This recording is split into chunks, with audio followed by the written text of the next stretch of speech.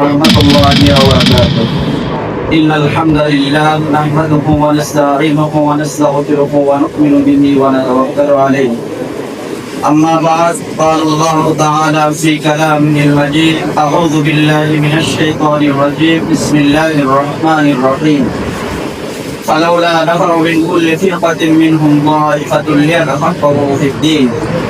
وقال النبي صلى الله عليه وسلم إن العلماء ورثة الأنبياء وإن الأنبياء لم يورثوا دينارا ولا درهما أو كما قال عليه الصلاة والسلام. অতঃপর মাহফিলের সম্মানিত সভাপতি, প্রধান অতিথি, জাতির জাগ্রত বিবেক, হযরত উলামায়ে কেরাম, সামনে উপবিষ্ট সর্বস্তরের শিক্ষার্থীবৃন্দ, রব্বে কায়নাতের দরবারে সর্বপ্রথম শুকর গুজার আদায় করছি যে আল্লাহ তাআলা আমাদেরকে ইলমে নববী অর্জন করার জন্য বাছাই করেছেন।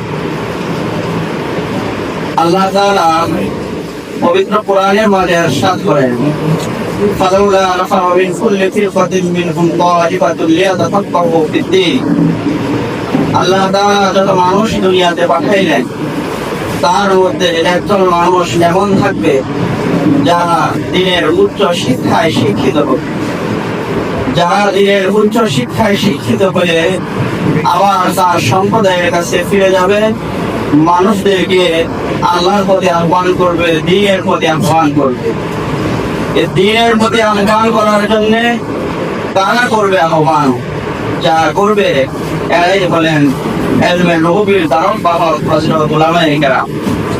আমরা যারা এখানে উপস্থিত আছি, আমরা কেউ আলেম হতে যাচ্ছি, আবার আল্লাহ পাক কেউ আমাদেরকে আলেম হিসাবে কবুল করেছেন।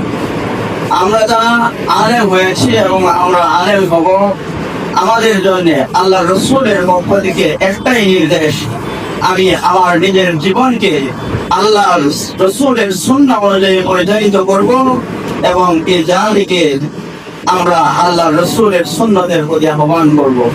আমরা যারা পরীক্ষার্থী আছি, আমরা যারা শিক্ষার্থী রয়েছি, আমরা এই পথের দিকে আগাচ্ছি। আল্লাহ তাআলা আমাদেরকে এই জাতির নামকরণ হিসাবে কবুল করো। সকলে বলে আমিন। আসসালামু আলাইকুম।